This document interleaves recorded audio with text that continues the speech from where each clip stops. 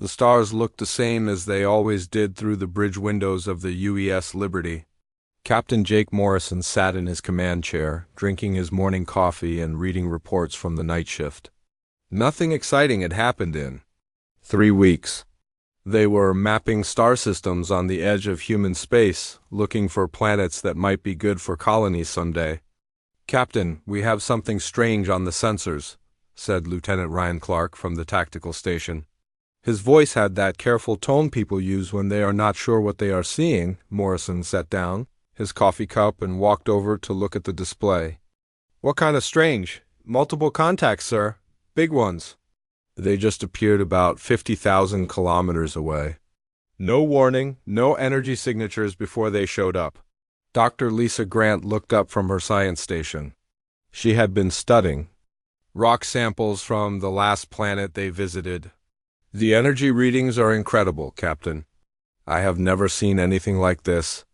These ships are using technology that is way beyond anything we have." Morrison felt his stomach tighten a little. First contact with aliens was something every starship captain thought about, but most hoped it would never happen to them. "How many ships?" 12, sir. The biggest one is about 800 meters long. The others are smaller, but still bigger than us. The Liberty was a good ship, but she was only 300 meters long and built for exploration, not fighting. Morrison had 200 people under his command, and his job was to keep them safe. Red alert. "All hands to stations," Morrison ordered. The alarm began to sound throughout the ship. "Send a message to Earth Command. Tell them we have made contact with unknown alien vessels." "Sir, they are sending us a communication," said Tony Martinez from the communications station. "It is coming through on multiple frequencies. They want to talk." Morrison straightened his uniform and sat back in his command chair. "Put it on." Screen. The main viewer flickered and showed the bridge of the alien ship. The creature looking back at them was tall and thin, with blue-gray skin and large black eyes. It wore what looked like some kind of military uniform covered in strange symbols. "I am Fleet Commander Vexthal of the Zephyrian Empire," the alien said. Its voice was deep and had a strange echo to it. "You are the representatives of the species called humans." "I am Captain Jake Morrison of the United Earthship Liberty," Morrison replied. He kept his voice calm and steady. "We come in peace." Vexthal made a sound that might have been laughter. "Peace. Yes, we have been watching your species for some time, Captain Morrison.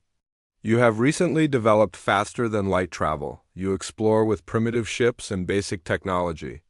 Morrison did not like the way the alien said primitive and basic. "We are always happy to meet new civilizations and learn from each other." "Learn?" Vexthal repeated. "Yes, there is much you could learn from us. The Zephyrian Empire has controlled this region of space for over 10,000 of your years.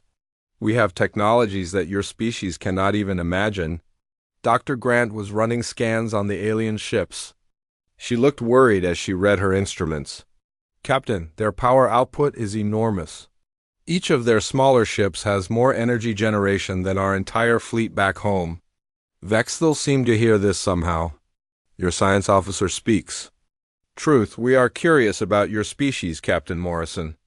In our experience, when a primitive species encounters us, they usually understand their place quickly. But you seem different." "Different how?" Morrison asked. "You do not show proper respect. You do not seem afraid. This interests us." Lieutenant Clark whispered to Morrison, "Sir, their weapons are powered up, not targeting us yet, but ready." Morrison nodded slightly to show he heard. "Commander Vexthal, we prefer to meet new species as equals. We have found that fear and respect based on fear do not lead to good relationships." This time Vexthal definitely laughed. "Equals, you pilot a single small ship with basic weapons and simple shields. We have 12 vessels with technology your species will not develop for thousands of years. Yet you speak of equals." "Technology is not everything," Morrison said quietly. "Is it not?" Vexthal leaned forward in what looked like his command chair. "We propose a demonstration, Captain Morrison. A test of capabilities. This will help us determine where your species fits in the galactic order." Morrison felt the eyes of his crew. On him, he could see worry on their faces, but he also saw determination. These were good people, and they trusted him to make the right choice. What kind of demonstration? Morrison asked. Simple tests. We will show you some of our abilities, and you will show us yours. This way we can understand each other better. Doctor. Grant caught Morrison's attention and shook her head slightly. Her scans were showing just how powerful the alien ships really were. Any direct fight would be over in seconds, but Morrison had been in Starfleet for 15 years. He had started as a junior officer on cargo ships and worked his way up. He had learned that sometimes the best way to handle a bully was to stand your ground, even when you were outgunned. Very well, Commander Vexthal, we accept your demonstration. Vexthal looked surprised. You accept? Just like that? We are explorers, Commander. Learning about new technologies and new species is why we are out here. Excellent. We will meet in the neutral space between our fleets in 2 hours. Bring your most advanced weapons and your strongest shields. We will do the same. The communication ended, and the bridge was quiet for a moment. Captain, Dr. Grant said carefully, their technology is so far ahead of ours that this is not really a contest. It will be like bringing a knife to a gunfight. Morrison smiled a little. Lisa, have you ever noticed that people who have all the advantages often get overconfident? Ryan Clark looked confused. Sir, are you saying we have some kind of secret weapon? Not exactly, Ryan, but I have been thinking about something my old captain told me once. He said that sometimes the most dangerous opponent is the one who looks like they should be easy to beat. Tony Martinez turned from his station. Captain, should I send word to Earth about what we are planning? Morrison thought about this. Send them a full report on the alien contact, but tell them we are handling the situation according to first contact protocols. What are our orders if this goes badly?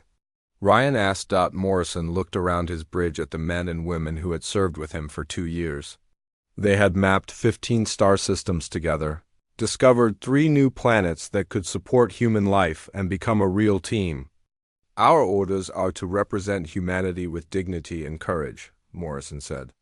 These aliens think they know all about us because they have watched us for a while. They think we are primitive and weak. Maybe it is time to show them that humans are full of surprises. Amy Walsh, the chief engineer, came onto the bridge. Captain, I heard we are going to have some kind of contest with the aliens. Do you want me to push the engines and weapons to maximum power? Morrison shook his head. No, Amy, I want you to prepare our standard defensive systems. Nothing special, nothing pushed beyond normal limits. Amy looked confused but nodded. Standard systems it is, sir. As the crew prepared for the demonstration, Morrison stood looking out at the alien fleet. The ships were beautiful in their own way, all curves and flowing lines that seemed to bend light around them. They looked fast and deadly, but Morrison had learned something important in his years in space. The biggest, most advanced, most impressive-looking opponent was not always the most dangerous one. Sometimes a quiet, ordinary-looking opponent was the one you really needed to worry about. He finished his coffee and smiled slightly. The aliens were about to learn something about humans that their months of watching had not taught them. Humans were very good at not showing their full strength until they needed to. 2 hours later, the UES Liberty moved slowly toward the meeting point between the two fleets. Captain Morrison sat in his command chair, watching the alien ships on the main screen. The largest Zephyrian vessel was moving to meet them, and it was an impressive sight. My God, whispered Dr. Grant from her science station. Captain, that ship is incredible. The energy readings are off the charts. The Zephyrian flagship was like nothing humans had ever built. It was over 1 kilometer long, shaped like a giant spear with flowing curves along its hull. Strange lights pulsed along its surface, and the space around it seemed to shimmer with some kind of energy field. They are calling it the Dominion Spear, said Tony Martinez. Their fleet commander is very proud of it. He has been telling us all about its weapons and shields for the last 10 minutes. Morrison nodded. Put him on screen, Tony. Commander. Vexthal appeared on the viewer. Behind him, Morrison could see the bridge of the massive alien ship. It was filled with strange technology and dozens of crew members working at stations that looked like they were made of living crystal. "Captain Morrison," Vexthel said, and his voice sounded very pleased with himself. "Welcome to the demonstration area. As you can see, we have brought the pride of our fleet. The Dominion Spear has weapons that can crack the surface of a moon, and shields that can stop the energy of a star." "Very impressive," Morrison replied calmly. Vexthel looked at the Liberty on his own screens. "And this is your most powerful warship?" Morrison almost smiled. "This is the ship we brought, yes." "I see. Well, perhaps your species values courage over wisdom. We will begin with simple target practice. Watch and learn what real power looks like." The alien commander cut the communication, and Morrison turned to his crew. "Ryan, are our standard defensive systems ready?" Lieutenant Clark checked his console. "Yes, sir. Everything is running normally. Though I have to say, Captain, our weapons look pretty small compared to theirs." "Size is not everything, Ryan." Amy Walsh came onto the bridge carrying a tablet computer. "Captain, I have been looking at the power readings from their ship. They are using some kind of matter-energy conversion system that we have never seen before. It is incredible technology." "Noted, Amy. Just keep our systems running smoothly." On the main screen, they watched as the Dominion Spear moved toward a large asteroid that was floating about 10 kilometers away. The space rock was about 500 meters across. "Big enough to destroy a city if it ever hit a planet." Vexthel's voice came over the communication system again. "Observe, humans. This is the power of Zephyrian technology." The front of the alien ship began to glow with a bright blue light. Energy collected there, growing brighter and brighter until it hurt to look at. Then, with a flash that lit up space, for thousands of kilometers, a beam of pure plasma shot out from the Dominion Spear. The asteroid simply vanished. One moment it was there, a solid chunk of rock and metal that had been floating in space for millions of years. The next moment, there was nothing but glowing gas and tiny particles spreading out in all directions. The energy blast had been so powerful that it had turned the entire asteroid into vapor in less than a second. The crew of the Liberty stared in silence at the display of power. Even Morrison felt a little impressed despite himself. "Incredible," Dr. Grant said quietly. "The amount of energy they just used would power our entire ship for a month." Vexthel appeared on screen again, looking very satisfied. "As you can see, Captain Morrison, when the Zephyrian Empire encounters obstacles, we remove them completely. Now it is your turn. Show us what human technology can accomplish." Morrison looked around his bridge. His crew was watching him, waiting to see what he would do. They all knew that their weapons were nowhere near as powerful as what they had just witnessed. "Tony, ask Commander Vexthel to select a target for us." "Right away, sir." A few moments later, Vexthel pointed to another asteroid, this one about the same size as the first. "There, Captain. Show us how humans deal with obstacles." Morrison turned to Lieutenant Kevin Hughes at the weapons station. Kevin was young, only 25 years old, and this was his first deep space mission. He looked nervous. "Kevin, I want you to use the point defense system to clear that debris." Kevin looked confused. "Sir? The point defense system?" "That is just for shooting down small missiles and space junk." "That asteroid is space junk, is it not?" "Well, yes, sir, but it is really big space junk." "Then use the appropriate tool for the job." Kevin shrugged and turned to his controls. The point defense system was not even considered a real weapon. It was just a small beam projector designed to clear small objects out of the ship's path during fast travel. Most of the time, crew members used it to clear ice crystals off the hull or to move small pieces of debris. "Target locked, Captain. Firing point defense beam." What happened next was so quiet and simple that, at first, nobody was sure anything had happened at all. There was no bright flash, no explosion, no dramatic display of energy. The asteroid was just there 1 second and gone the next, but it had not turned into gas like the first asteroid. It had not exploded or burned up. It had simply stopped existing.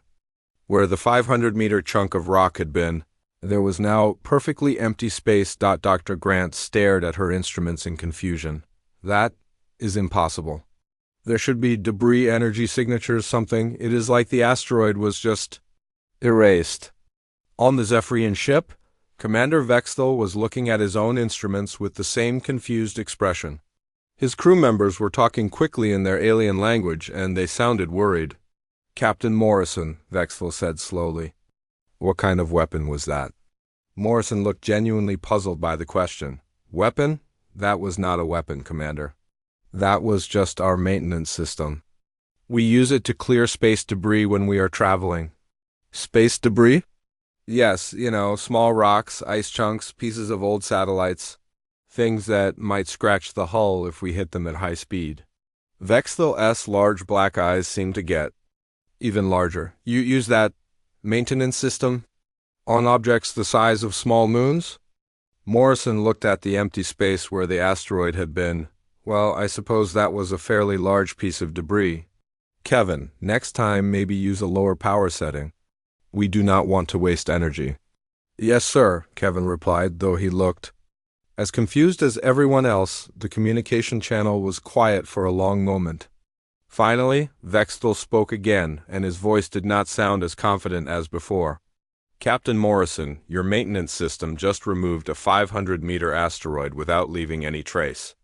Our most powerful weapon turned similar matter into energy and gas. Your system made it simply ... disappear."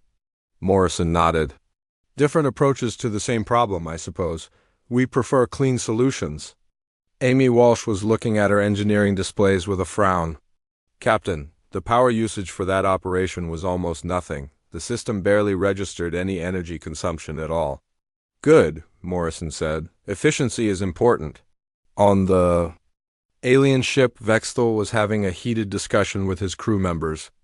Even though the humans could not understand the alien language, it was clear that the Zephyrians were upset about something. Dr. Grant leaned over to Morrison and whispered, "Captain, I have been scanning their ship while they were distracted. Their weapon system uses massive amounts of energy and requires several minutes to recharge. Our point defense system could fire again right now if we wanted to." Morrison nodded but kept his expression neutral. "Interesting observation, Lisa." Vexthal turned back to the communication screen. His confident attitude from before was gone, replaced by something that looked like worry. "Captain Morrison, perhaps we should continue this demonstration with different tests, more comprehensive evaluations of our respective technologies." "Of course, Commander. We are here to learn from each other." But as the Liberty waited for the next phase of the demonstration, Morrison could see that the dynamic had already changed. The Zephyrians had expected to impress the primitive humans with their advanced weapons. Instead, they had watched the humans casually erase matter from existence using what they claimed was basic maintenance equipment. Lieutenant Clark leaned over to Morrison. "Sir, did we just scare them with our trash removal system?" Morrison kept his voice low. "Ryan, I think we just taught them that humans might not be as simple as they thought."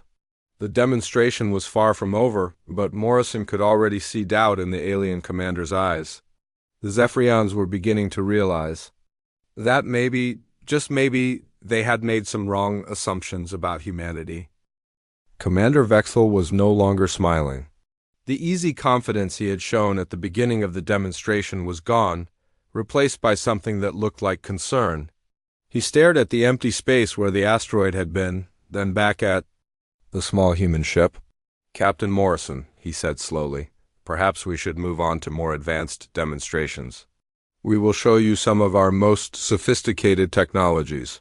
Morrison nodded politely. "We would be honored to learn from you." "Commander." The Dominion spear began to move in a way that should have been impossible. Instead of using engines or thrusters, the massive ship simply started floating sideways, then upward, then spinning in place. The laws of physics seemed to bend around. Observe," Vexthal said, and his voice regained some of its earlier pride. "This is gravity manipulation technology. We can control the forces that hold planets in orbit. We can make heavy objects weightless or make light objects as heavy as mountains." Dr. Grant was watching her instruments with amazement. "Captain, They are actually changing the gravitational field around their ship. The energy requirements for that should be enormous. On the screen, the alien ship demonstrated its power by grabbing a nearby chunk of space rock with invisible gravity beams and crushing it into a perfect sphere. Then they made the sphere float in complex patterns around their ship, defying all natural laws. The Zephyrian crew was clearly proud of this display. Through the communication link, Morrison could hear them talking excitedly in their language.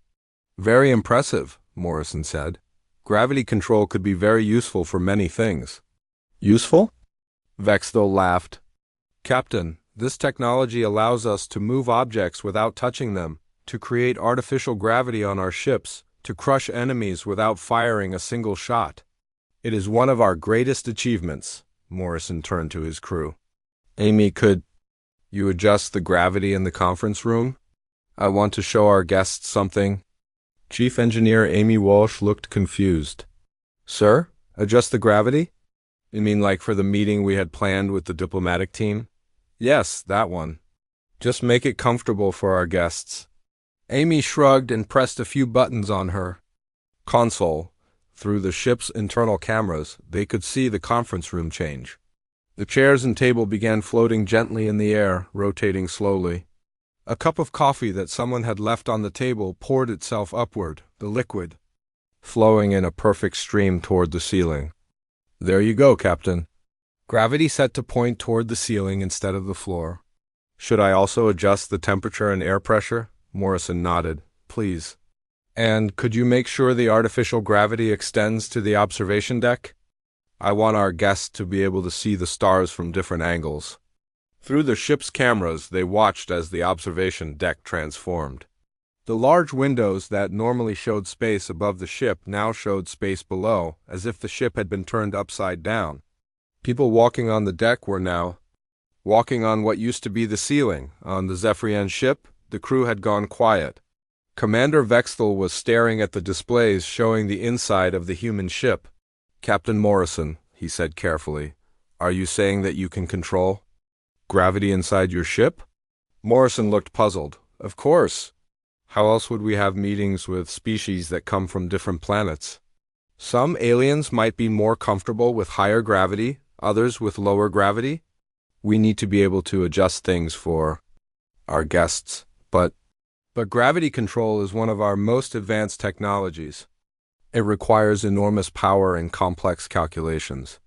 Amy Walsh spoke up from her engineering station. "Complex calculations? Captain, it is just basic field manipulation. We learned this stuff in engineering school. Any cargo ship can adjust its internal gravity to keep the cargo from shifting around." Dr. Grant was scanning the alien ship again. "Captain, their gravity control system is taking up about 30% of their total power output. Ours is using less than 1%, Morrison nodded. "Well, different designs for different needs, I suppose." But Vexthel was not satisfied. "Show us more of your technology, Captain." "What other basic systems do you have?" Morrison looked around his bridge. "Well, we have the usual things: life support, navigation, communications. Nothing very exciting." "Tell me about your navigation system." Morrison turned to Lieutenant Susan Ford at the navigation station. "Susan, could you explain how we find our way around?" Susan looked nervous about talking to the alien commander, but she cleared her throat and began. "Well, sir, we use the standard spatial positioning system. We take readings from pulsars and quantum beacons to figure out where we are in space." "Quantum beacons?" "Yes, sir. Every ship carries a few dozen of them. We drop them in space as we travel, and they create a network that tells us our exact position anywhere in the galaxy." Vexthel's eyes went wide. "You have quantum communication devices? Real-time information transfer across unlimited distances?" Susan looked confused. "Well, yes, sir. How else would we stay in touch with home base when we are exploring? The beacons let us send messages instantly, no matter how far away we are." "Instantly? Across the galaxy?" "Yes, sir. Though sometimes there is a delay of a few seconds if we are really far out. The network has to route the signal through multiple beacons. On the alien ship, Morrison could see crew members talking frantically with their commander. The aliens looked more worried with each passing minute. "Captain Morrison," Vexthal said, and his voice was tight with stress. "Quantum communication is theoretical for us. We have been trying to develop it for centuries." "You're saying your ships carry this technology as standard equipment?" Morrison looked at his communications officer. "Tony, is our quantum communication system working properly?" Tony Martinez checked his board. "Yes, sir. All beacons are responding normally. We have a clear connection all the way back to Earth." "Good. Commander Vexthal, would you like us to demonstrate our communication system?" "Yes," the alien commander said quickly. "Show us." Tony pressed a few buttons and suddenly the main screen split in two. On one side was Commander Vexthal on his ship. On the other side was a middle-aged human woman sitting at a desk. "Hello, Captain Morrison," the woman said with a smile. "This is Admiral Sarah Kim at Earth Command. We received your first contact." "Report. How are things going?" Morrison smiled back. "Hello, Admiral. Things are going well. We are demonstrating some of our ship systems for our new friends from the Zephyrian Empire." "Wonderful. Oh, and Captain, your wife called. She wanted to remind you that your daughter's birthday is next week. She hopes you will be able to call home for the party."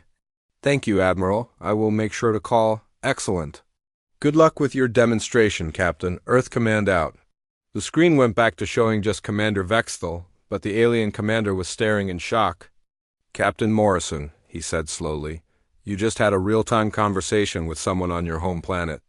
"That planet is over 40 light-years away from here." Morrison nodded. "Yes, quantum communication is very convenient for staying in touch with family. But the energy required for that kind of transmission—" Amy Walsh looked up from her engineering station. "Oh, that barely uses any power at all, sir. The quantum beacons do most of the work. We just send the signal to the nearest beacon and it handles the rest." Dr. Grant was studying her readings again. "Captain, I am picking up some interesting energy signatures from their ship. It looks like they are trying to scan our quantum communication system." "Natural curiosity," Morrison said. "Susan, could you show Commander Vexthal how our navigation system works?" Susan Ford pressed a control, and the main screen showed a three-dimensional map of the local area. The map showed both fleets, the nearby stars, and dozens of small blinking lights scattered throughout space. "These are our navigation beacons," Susan explained. "We have dropped about 50 of them in this system while we were exploring. They create a network that lets us know exactly where we are at all times." Vexthal was studying the map with growing alarm. "Captain Morrison, how long have you been in this system?" "About 3 weeks," Morrison replied. "And you have placed 50 quantum communication devices in that time?" "Well, yes. It is standard procedure when we are exploring. We always set up a navigation network." "How many of these beacons does your ship carry?" Morrison looked at Amy Walsh. "Amy, how many beacons do we have left?" Amy checked her inventory. "About 300, sir. We started with 500 when we left Earth." The bridge of the Zephyrian ship erupted in excited alien voices. Commander Vexthal was having a heated discussion with his crew members, and none of them looked happy. Finally, Vexthal turned back to the communication screen. "Captain Morrison, you are telling me that your single exploration ship carries 500 quantum communication devices." "That is correct, and you scatter them throughout space like navigation markers?" Morrison nodded. "How else would we find our way home?" Dr. Grant was watching the alien ship's energy readings. "Captain, their power systems are fluctuating. I think they are trying to analyze our beacons, but they are having trouble." "Understandable," Morrison said. "Different technology, different approaches." But Commander Vexthal was looking more and more troubled. The 3 massive ships dropped out of hyperspace like falling mountains. Each one was over 2 kilometers long, their hulls dark and smooth as polished stone. The energy signatures coming from them made the Dominion Spear look like a child's toy. Commander Vexthal was standing at his command station, staring at the tactical display in horror. "Impossible," he whispered. "Those ships are larger than our entire home fleet." Captain Morrison, Vexthel said, his voice tight with fear, you told us you came in peace. These are clearly military vessels. What is their purpose here? Morrison looked at the approaching ships with mild confusion. Military vessels? Commander, those are cargo ships from the Henderson Shipping Company. They bring us supplies every month. Cargo ships? Vexthel's voice cracked slightly. Captain, those vessels are enormous. They are larger than anything in our empire. Well, yes, Morrison replied. They have to carry a lot of supplies. We have over 300 exploration ships spread across this sector. That is a lot of coffee and spare parts to deliver. Dr. Grant was reading the energy signatures from the approaching ships. Captain, the lead ship is requesting permission to begin cargo transfer operations. Put them on screen, Lisa. The main viewer switched to show the bridge of the lead cargo ship. A middle-aged man with graying hair was sitting in the captain's chair, drinking what looked like coffee from a large mug. Jake Morrison, you old space dog, the man said with a grin. How are you doing out here in the middle of nowhere? Morrison smiled back. Hello, Bill. Good to see you.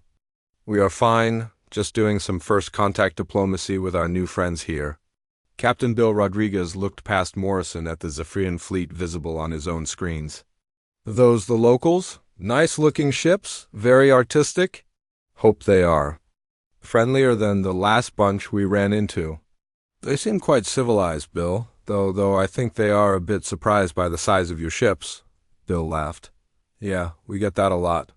The abundance is pretty big, even for a cargo hauler. But when you are delivering to 300 ships scattered across 50 star systems, you need the space. Commander Vexthel cut into the conversation, his voice strained. Captain Rodriguez, your vessel appears to be heavily armed. Bill looked confused. Armed? Oh, you mean the defense grid. Yeah, we carry some protection. Space pirates and all that. Can't have them stealing medical supplies meant for frontier colonies. Defense grid? Sure, nothing fancy, just enough to deal with raiders and asteroid fields. Standard shipping company equipment. Amy Walsh was monitoring the cargo ship systems. Captain, the Abundance is showing power readings that are off our charts. Their shields alone are generating more energy than our entire ship. Bill Rodriguez heard this and chuckled. Well, Amy, we do carry some pretty valuable cargo. The insurance. Companies require heavy shielding when you are transporting medical equipment and quantum processors. Vexthel was looking more panicked by the minute. Captain Morrison, you are saying that your commercial shipping vessels carry defensive systems more powerful than our military fleet? Morrison looked genuinely puzzled by the question. Commander, I would not know about that. Bill, are your defenses more powerful than military vessels? Bill scratched his head. I honestly do not know, Jake. We just have standard commercial protection. Though I suppose cargo ships do need better shields than exploration vessels. We carry more valuable stuff. Captain Rodriguez, Vexthel said desperately. What kind of weapons does your ship carry? Weapons? Well, we have the usual anti-pirate systems, point defense turrets, some small missile launchers, basic stuff. Nothing like what the real military uses. Dr. Grant was studying her readings with growing amazement.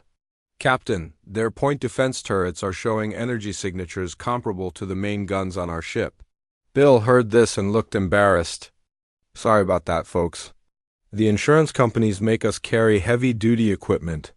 You know how it is with corporate regulations? Of course, Morrison said. Bill, the Zephyrians were just showing us some of their technology. Very impressive. Gravity manipulation and energy weapons. Gravity manipulation? Bill looked interested.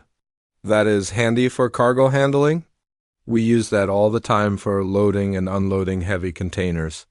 The second cargo ship captain appeared on screen, a woman with short brown hair. Hey, Bill. Are we going to start the delivery or what? I have 2 more systems to hit before my shift ends. Sure thing, Carol. Jake, this is Captain Carol Johnson on the Prosperity. Carol, meet Captain Morrison and his new alien friends. Carol waved at the screen. Nice to meet you all. Hope you do not mind, but we are going to start unloading while we talk. We have a schedule to keep. What happened next made Commander Vexthal grab his command chair for support. The three cargo ships began to change shape. Sections of their hulls opened like flower petals, revealing massive cargo bays filled with containers. Hundreds of smaller ships, each one the size of the Liberty, began flying out of the cargo vessels like bees from a hive. "My God," Dr. Grant whispered. "Captain, those cargo ships are carrying entire fleets inside them." Bill Rodriguez heard her and laughed. "Fleets? Nah, those are just our delivery shuttles. We need them to reach all the ships on our route. Each shuttle can carry about 6 months of supplies for a ship like yours." The shuttlecraft began forming organized lines, each one heading toward a different point in space where apparently other human ships were waiting. But to the Zephyrians, it looked like the humans had just deployed a fleet of hundreds of warships. "Captain Morrison," Vexthal said, his voice barely steady, "how many ships does your species operate in this region?" Morrison turned to Tony Martinez. "Tony, how many exploration vessels do we have in this sector?" Tony checked his records. "Currently, we have 312 ships conducting surveys, Captain, plus the mining operations, research stations, and colony preparation teams." "Colony preparation teams?" Vexthal asked. "Oh, yes," Morrison replied. "We have found 17 planets suitable for human settlement in this area. The preparation teams are setting up the basic infrastructure before the colonists arrive." "Carol," Johnson spoke up from her ship. "Jake, we brought the new terraforming equipment you requested. The atmospheric processors should cut your timeline by about 6 months." "Terraforming equipment?" Vexthal looked like he was about to faint. "Sure," Morrison said. "When we find a planet that is almost suitable for human life, we make small adjustments to the atmosphere and climate. Nothing major, just enough to make it comfortable." "You can change the atmosphere of entire planets?" Amy Walsh answered this time. "Well, it takes a few years for the big changes, but we can usually get breathable air and decent weather in about 18 months. The new processors Carol brought should speed that up." The third cargo ship captain appeared on screen, a young man who looked barely out of his 20s. "Captain Morrison, I have those quantum computers you ordered." "Where do you want them delivered? Quantum computers?" Morrison looked at Dr. Grant. "Lisa, did we order quantum computers?" "Yes, sir, remember?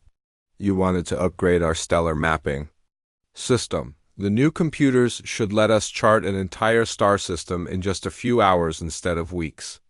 The young cargo captain nodded. "These are the latest models. Each one can process about 1 billion calculations per second. We brought 50 of them." Commander Vexthal was now sitting in his command chair, staring at the screens in shock. The humans were casually discussing technology that his empire could not even imagine. Terraforming planets, quantum computers that could chart star systems, cargo ships that carried entire fleets inside them. "Captain Morrison," he said slowly, "I need to ask you something directly. What you have shown us today, these ships, this technology, these capabilities, is this representative of your military forces?" Morrison looked confused by the question. "Military forces? Commander, these are exploration ships and cargo vessels. We are scientists and delivery workers." "Then where are your military forces?" Morrison paused, and for the first time in the conversation, he looked uncomfortable. "Commander, I hope that question is purely academic." "Academic? The ships you see here, the technology we have demonstrated, the capabilities we have shown? These represent the civilian sector of human space operations." Vexthal felt his blood turn cold. "Civilian?" "Yes, scientists, explorers, miners, farmers, shipping companies, regular people doing regular jobs, and your military?" Morrison was quiet for a long moment. When he spoke again, his voice was very serious. "Commander, the human military operates under very different principles than our civilian fleet. They have very different equipment, very different training, and very different purposes. More advanced than this?" Morrison nodded slowly. "Much more advanced. Commander, what you have seen today represents perhaps 1% of human technological capability. And most of that 1% is civilian technology that any human child learns to use in school. The bridge of the Dominion Spear was completely silent. Commander Vexthal stared at Morrison, trying to process what he had just heard. The massive cargo ships, the casual manipulation of physics, the terraforming equipment, the quantum computers, all of this was just basic civilian technology. 1%, Vexthal whispered. Approximately, Morrison confirmed. The space around both fleets began to ripple like water. Stars seemed to bend and twist as something enormous moved through dimensions that normal ships could not reach. The gravity waves were so strong that both human and alien vessels had to adjust their position to avoid being pulled off course. Commander Vexthal gripped his command chair as his ship shook. What is happening? What is causing this?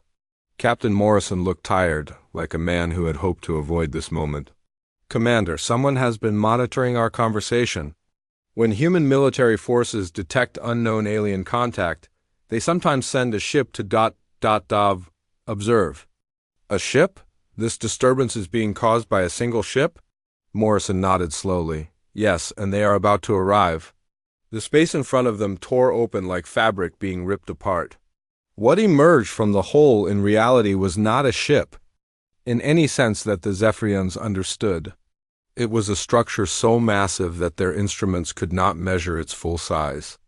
It appeared to be at least 50 kilometers long, but its exact dimensions seemed to shift and change as if it existed in more than 3 dimensions. The hull was perfectly black, absorbing all light that touched it.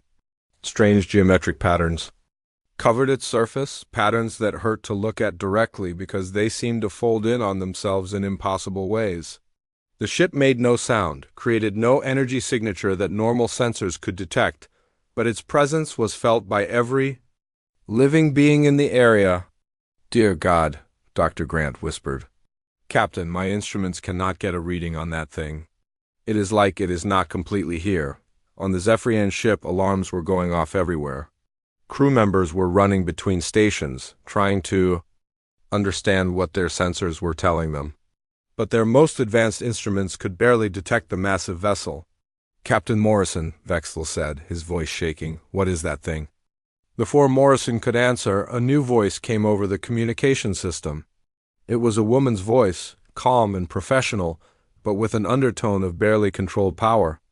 UES Liberty, this is Captain Helen Barnes of the UES Retribution. We detected unknown alien contact and possible hostile intent. Do you require assistance? Morrison activated his communication system. Captain Barnes, the situation is under control. We are conducting peaceful first contact with the Zephyrian Empire. No assistance is needed at this time. Understood, Captain Morrison. However, our standing orders require evaluation of any species that might pose a threat to human colonies in this sector. Request permission to conduct standard threat assessment. Morrison looked at Commander Vexthal, who was staring at the massive ship in terror. Captain Barnes, I believe that will be unnecessary. The Zephyrians appear to be a peaceful species interested in diplomatic relations. Captain Morrison, Vexthal interrupted, his voice barely a whisper.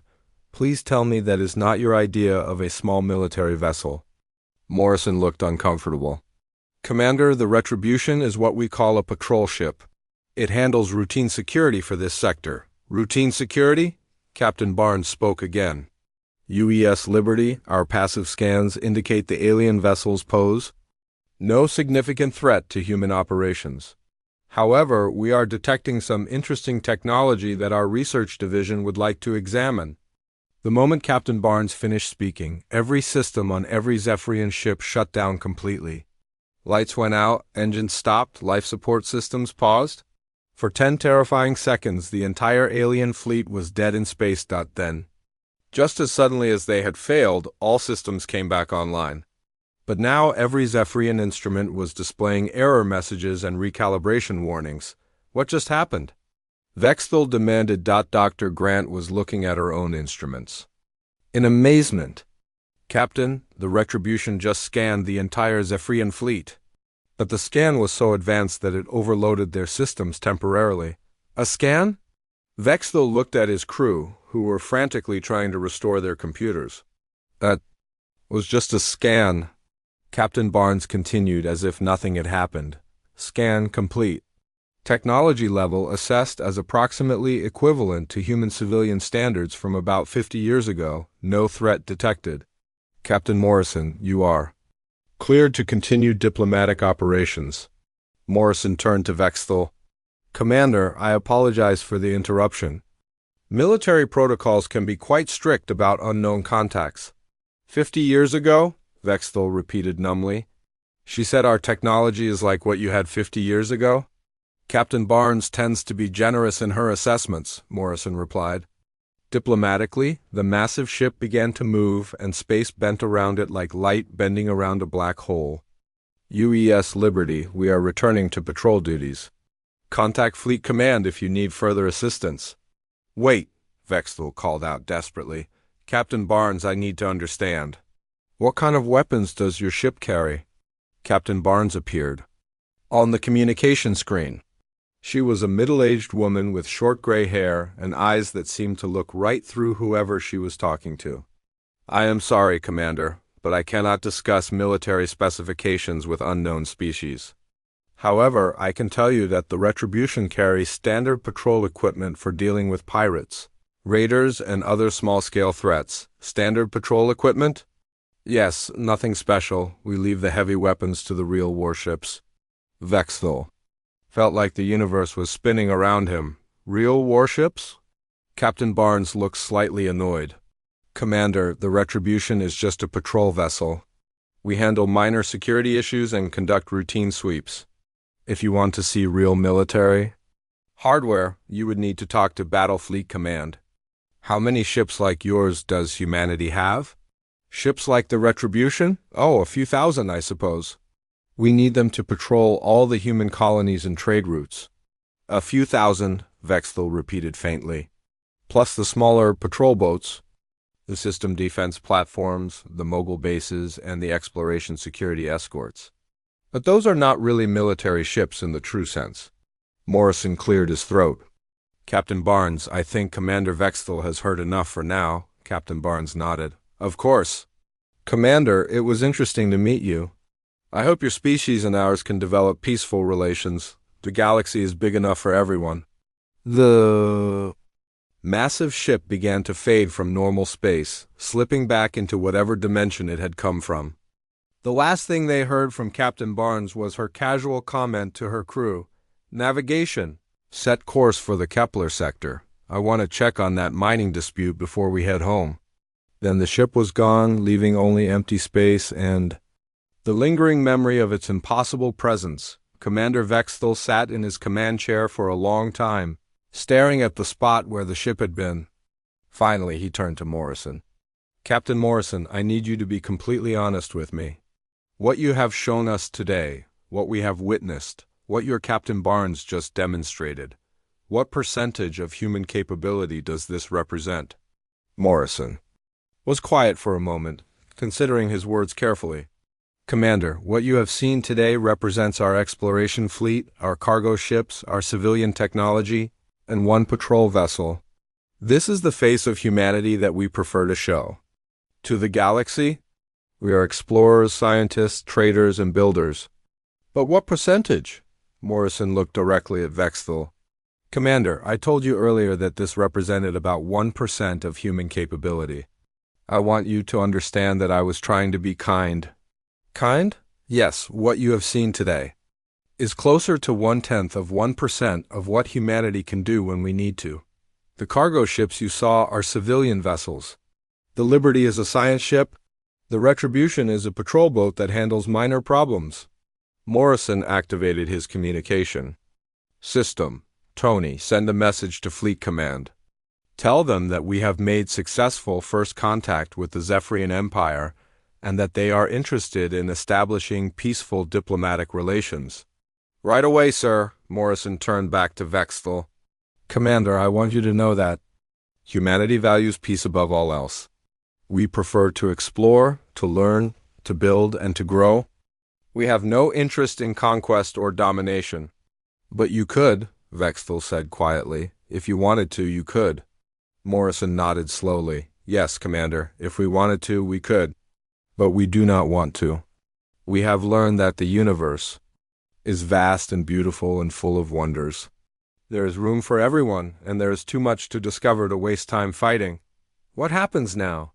Now, Commander, if your government is interested, we can begin real diplomatic talks. We can share some of our simpler technologies, establish trade relations, and maybe work together to explore the galaxy. Vexthal was quiet for a long time. Then he activated his own communication system. Fleet Command, this is Vexthal. Cancel all military operations in this sector. Begin immediate diplomatic protocols for a new species contact. Priority level. Maximum? He turned back to Morrison. Captain, the Zephyrian Empire would be honored to establish peaceful relations with humanity, Morrison smiled.